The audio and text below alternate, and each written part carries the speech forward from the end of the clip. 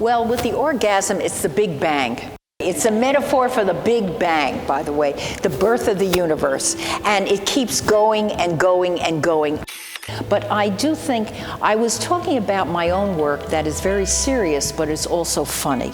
And you also get that orgasmic laugh, which is expending energy, and you have that big bang, basically, with laughter, as well as obviously with sexual. And certainly sexual pleasure is an extraordinary thing of life. It is just wonderful. And also, if you didn't get that incredible bang, there'd be no procreation. You know, you've got to get more into it just than having a child. Art is a way of freedom. Freedom is in your head, freedom is in your heart, freedom is in your soul and your spirit. This piece refers to my racial history. I'm mixed American, mixed with African, Native American, Indian, and Irish. My whole thing is mixed. My whole thing is a collage from my creation even, I guess it would be that. Part of my ancestral history is about slavery.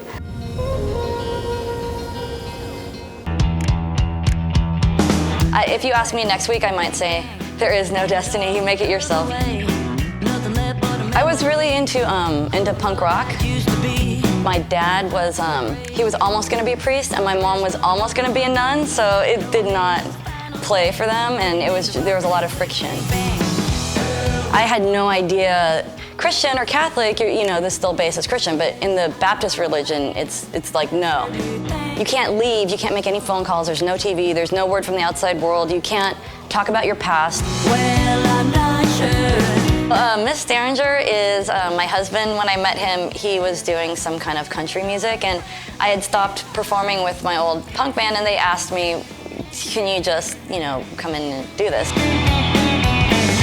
I personally don't care. I would, just to make it easy for people, I say, oh, it's the lowbrow pop surrealism, just because that's where most of my peers are, and all the shows I've done, it gets labeled that way. But then I think I got commissioned to do these crystal pieces, and that was like a whole new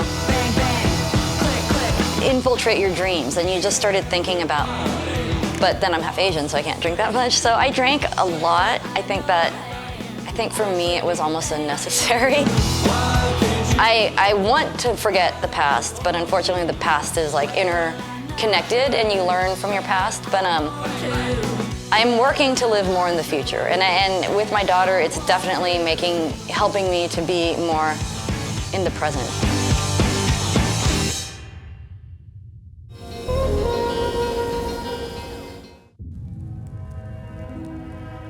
I don't have religion.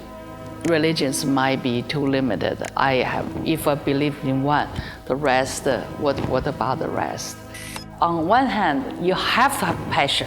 If you don't have passion, you don't have love. You know, why do it? It becomes a daily routine. It's just, nobody can really give a satisfied answer. Because what's the meaning of life? For each person is different. For even one person, different time of your life. You know, when you're young, you think love is the most important thing. And then when you're older, maybe, you know, your life, if you have a tragic life, most important thing to have peace. You know, if you always have war. Money is the only thing that made me very, very sad. That's more sad than when I was surfing in the countryside.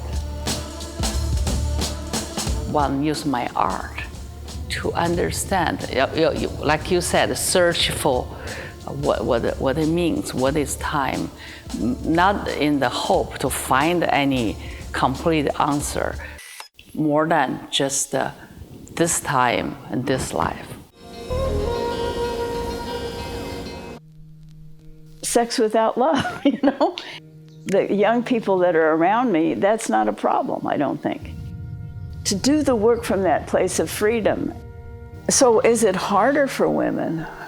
It's really important to be happy, to find a way to enjoy everything that you can around you.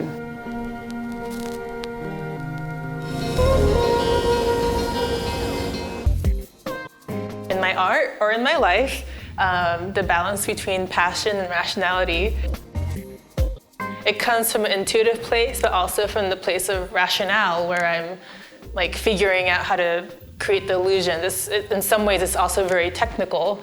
So I am actually like on both sides. I think I go on adventures in my head.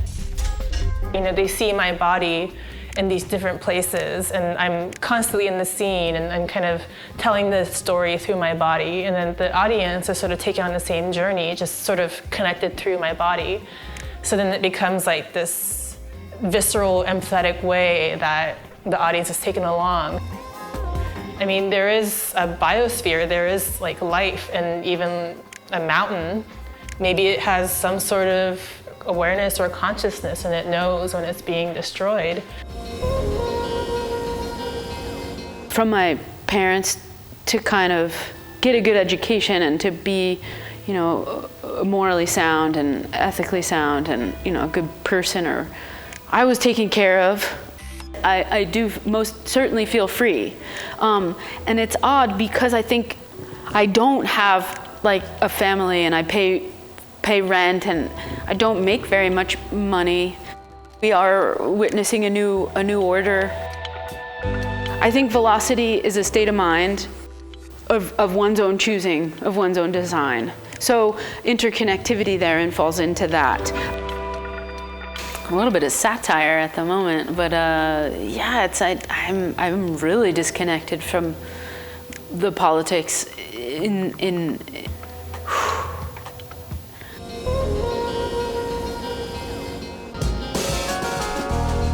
The artist is the spearhead of society, like is at the leading edge, right?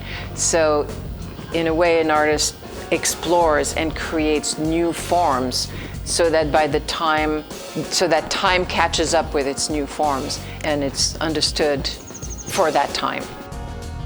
My heart is what I follow, my heart. Love is certainly love for a human being, and I totally have that, and the men in my life have always been very important to me, but it's just love of life and passion of everything. I love life. There is no map. Religion tries to give you a map, but it's not a map, it's an oppressive thing. There is no map to who you are, and yet that is the secret, and it's so mysterious, right? Because we don't know. I believe that the universe is continually expanding in terms of consciousness, and we're just one tiny little part of that moving consciousness. I want to visualize these kinds of connections that we have with the cosmos so that we understand this complete interconnectedness.